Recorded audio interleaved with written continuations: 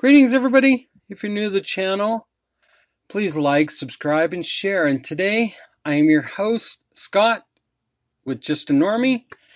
And today, we are going to be continuing our series of episodes in the review of Gotham villains. This is episode 5, character villain slash gangster mobster Carmine Falcone.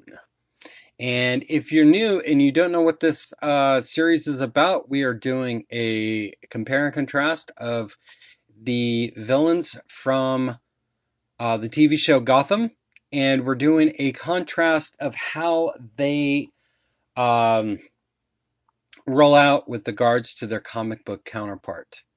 So sit back, and our videos are about 7 to 10 minutes each. Let me know what you think, and here we go. So looking at Carmine Falcone, while he was a very classic gangster, he was much older in terms of Maroni. However, he was the king of crime bosses. You didn't do anything without his permission, otherwise you were on the outs or otherwise taken out in the classical fashion of a gangster. His character arc lasted almost the entire run of the show, but was taken out sometime in season 4. It seems rather confusing as to why or how they did it. While ushering in his son Maroni Falcone and Sophia Falcone, his daughter, which we will discuss in a later podcast. Perhaps he was ushered out in terms of making room for them, but again, we're not here to discuss them. Also, I will say that Falcone reminds me of a classical gangster more so than Maroni. And he was very long, complicated history. He had a very complicated history with Gotham, to even his connections to the Court of Owls, whom run Gotham through their crime boss. But Falcone being the most loyal and such, however, Gotham, giving us Falcone was done very well. And we're going to explore the Court of Owls and more in-depthness and stuff like that with regards to Falcone and his family. I enjoyed the character, even being more of a classical gangster. He had real morals and ethics, how he ran things. Unlike many of those underbosses, and if they even got out of line, he would not tolerate it and would take care of it. He wouldn't tolerate the killing of civilians, children, or so on and so forth. That's what I mean by being morally and ethically. But he was okay with taking out his rivals as he saw fit. We find out under Falcone about a side story to many classical Batman-related characters. Origins to a certain degree while playing with liberties that upset so many purists in the comic book genre.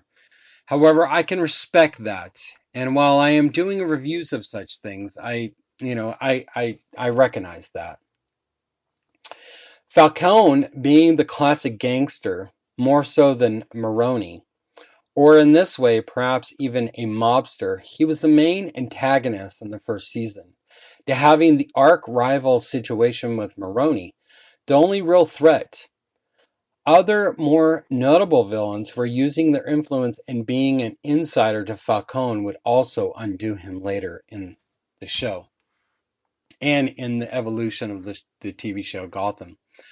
While I think that his character is more of a gangster mobster, it is a matter of era in terms of what and how we use that term. While I use the term gangster lightly, he is more or less a mobster in the modern sense. He played the long game. He was cool, collective, very realistic, and serious, while understanding and maneuvering the underworld and Gotham elites that he was a part of. And that is why I say he is not very much in terms of classic gangster. But the way that I saw Falcone's character is through the lens of being very romantic in the terms of the character wanting to be portrayed as a gangster. The man behind the character played it very well. While collective,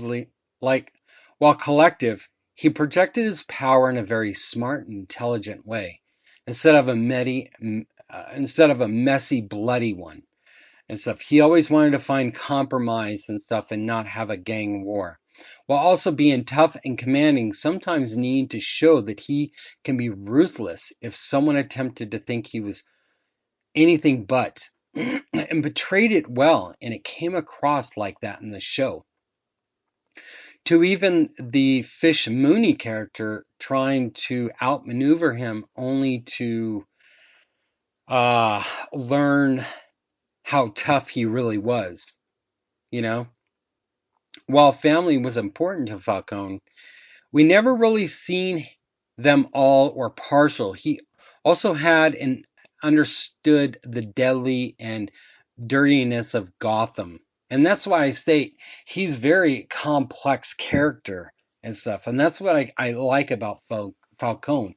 He might be portrayed as a modern mobster, but in very much a modern day mobster, because the fact that he knows the long game. He plays it as a politician almost, kind of like a tactician in military sense.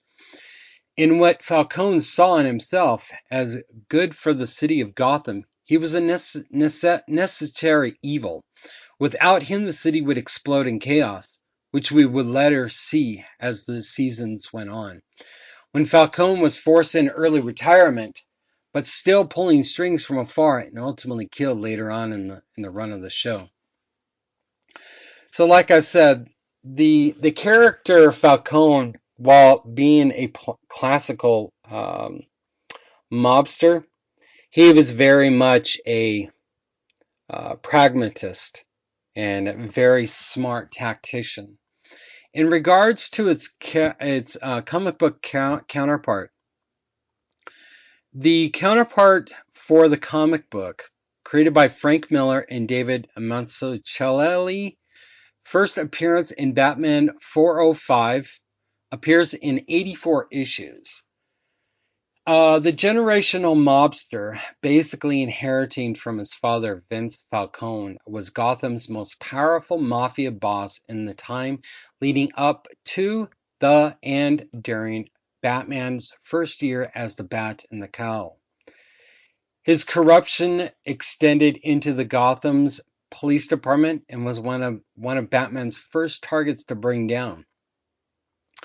Created in the late 1980s, it appears that who and what Falcone was is kind of a replacement of Falcone, because Falcone was created in the early 40s and stuff.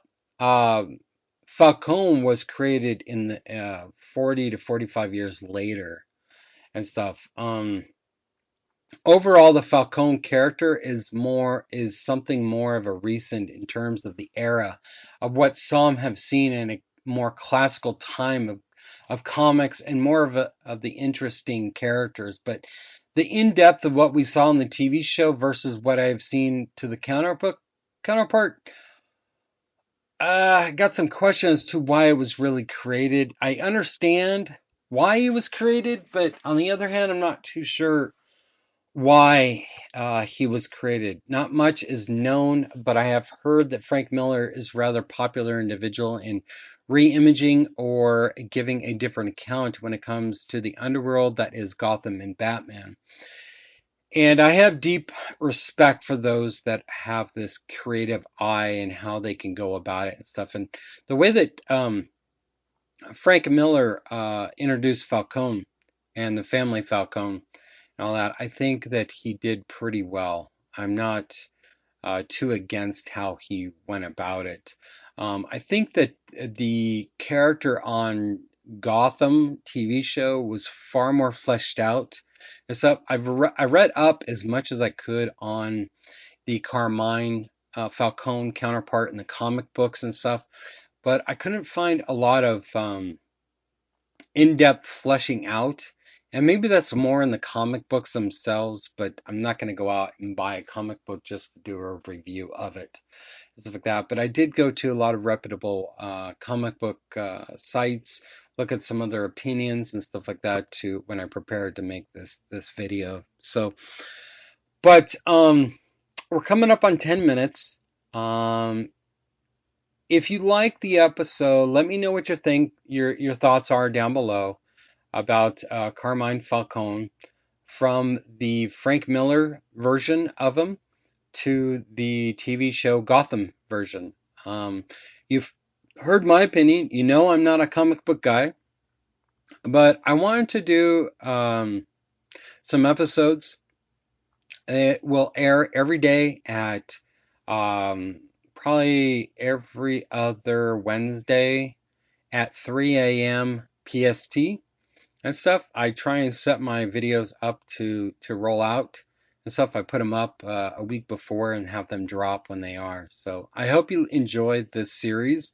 It's been very fun. I've learned a lot about these characters and stuff, and I'm looking to get into more classical villains and all that. So let me know what your thoughts are down below. I'd really appreciate knowing what you think of this series and your thoughts about Falcone and all that. But let me know. I'll be talking to you soon. Take care. Everybody like, subscribe, and share. And we'll be talking to you all later. Bye.